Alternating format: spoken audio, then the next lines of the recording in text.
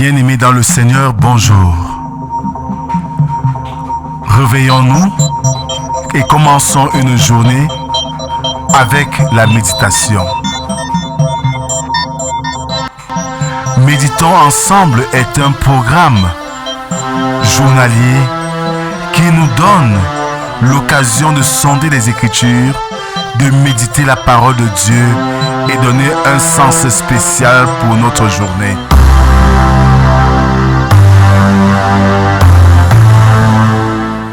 Méditons ensemble est disponible sur les plateformes numériques.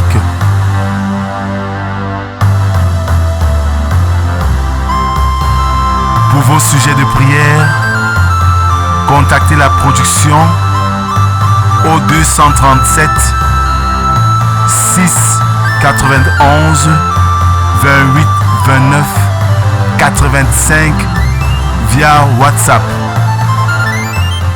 Alors bien-aimés dans le Seigneur, bonjour. Nous sommes aujourd'hui le mercredi 2 octobre 2024. Jean Grenier pouvait dire ceci. On peut voyager non pour se fuir, chose impossible, mais pour se trouver.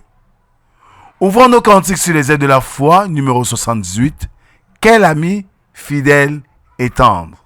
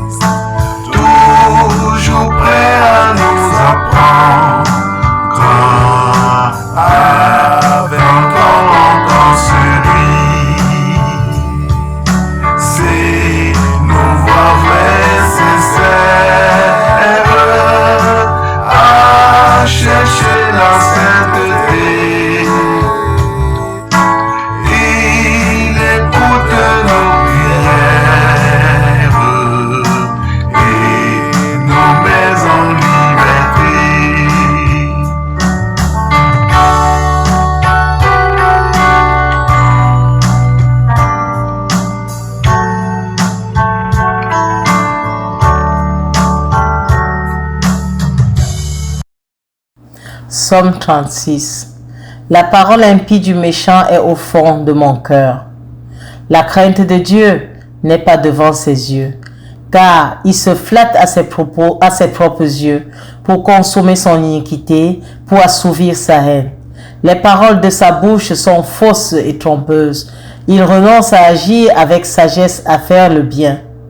Il médite de l'injustice sur sa couche. Il se tient sur une voie qui n'est pas bonne. Il ne repousse pas le mal. Éternel, ta bonté atteint jusqu'aux cieux, ta fidélité jusqu'aux nues. Ta justice est comme les montagnes de Dieu. Tes jugements sont comme le grand abîme. Éternel, tu soutiens les hommes et les bêtes. Combien est précieuse ta bonté, ô Dieu! À l'ombre de tes ailes, les fils de l'homme cherchent un refuge. Amen. Seigneur notre Dieu, rassemblés auprès de toi ce matin, nous avons soif. Nous avons soif, Seigneur, viens étancher notre soif par ta parole qui est la source d'eau vive. Nous avons faim, Seigneur. Viens nous rassasier par ta parole qui est le pain de vie. Parle, Seigneur, nous t'écoutons. Amen. Jérémie 36, les versets 20 à 32. Ils allèrent ensuite vers le roi dans la cour, laissant le livre dans la chambre d'Élishama, le secrétaire, et ils en rapportèrent toutes les paroles aux oreilles du roi. Le roi envoya Jéhudi pour prendre le livre. Jéhudi le prit dans la chambre d'Élishama, le secrétaire, et il le lut aux oreilles du roi et aux oreilles de tous les chefs qui étaient auprès du roi. Le roi était assis dans la maison d'hiver. C'était au 9e mois, et un brasier était allumé devant lui.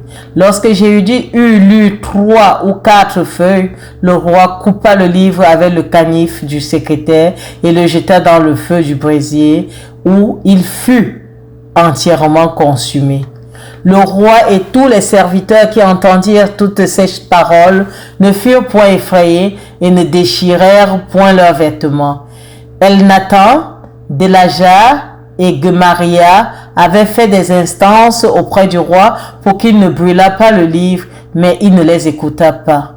Le roi ordonna à Gérachimil, au fils du roi, à Seraja, fils d'Azriel, et à Shelemia, fils d'Abdil, de saisir Baruch, le secrétaire, et Jérémie, le prophète. Mais l'Éternel les cacha. La parole de l'Éternel fut adressée à Jérémie en ces mots. Après que le roi eut brûlé le livre contenant les paroles que Baruch avait écrites sous la dictée de Jérémie. Prends de nouveau un autre livre et tu y écriras toutes les paroles qui étaient dans le premier livre qu'a brûlé Joachim, roi de Juda.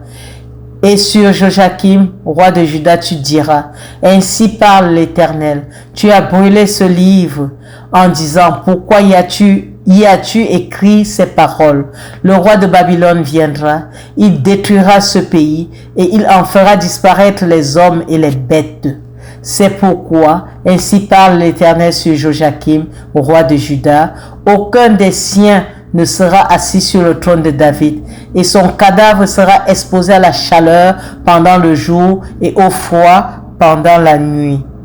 Je le châtierai, lui, sa postérité et ses serviteurs, à cause de leur iniquité, et je ferai venir sur eux, sur les habitants de Jérusalem et sur les hommes de Juda, tous les malheurs dont je les ai menacés, sans qu'ils aient voulu m'écouter.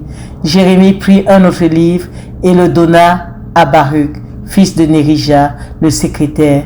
Baruch y écrivit sous la dictée de Jérémie toutes les paroles du livre qu'avait brûlé au feu Joachim, roi de Juda. Beaucoup d'autres paroles semblables y furent encore ajoutées. Amen.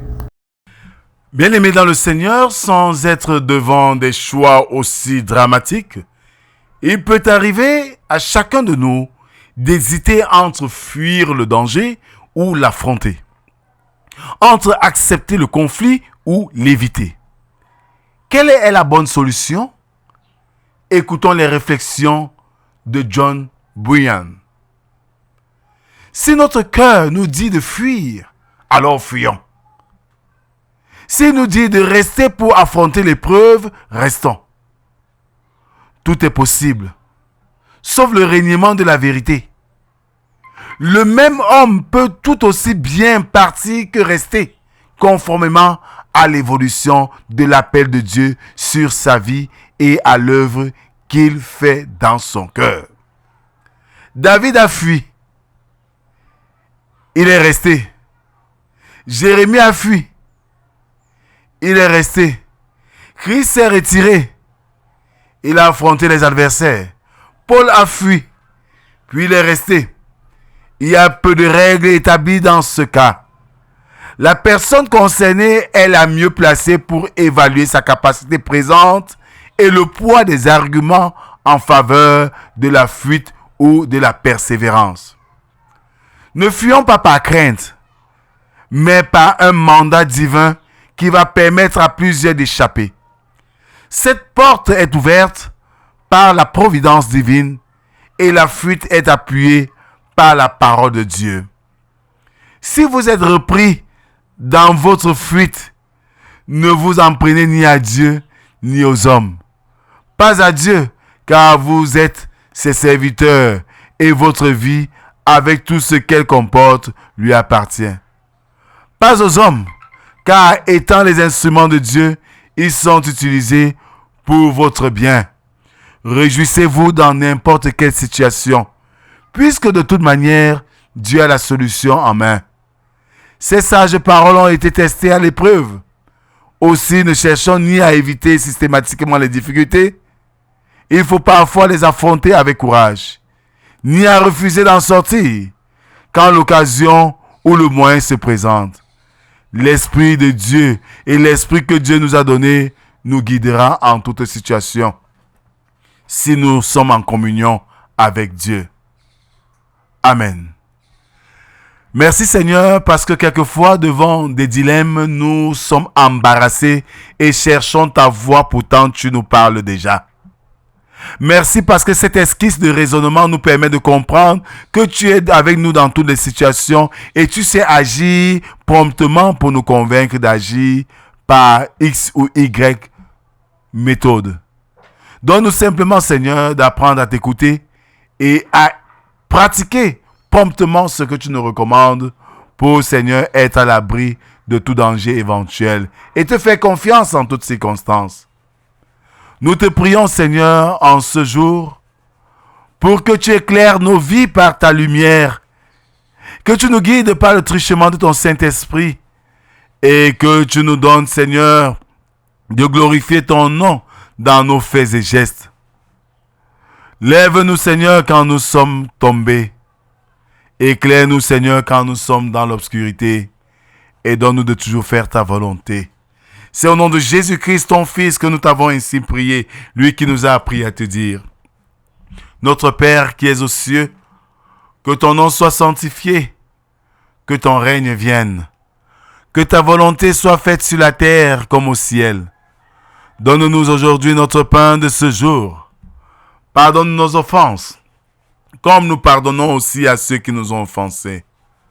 Ne nous soumets pas en tentation, mais délivre-nous du mal, car c'est à toi qu'appartiennent le règne, la puissance et la gloire pour les siècles des siècles.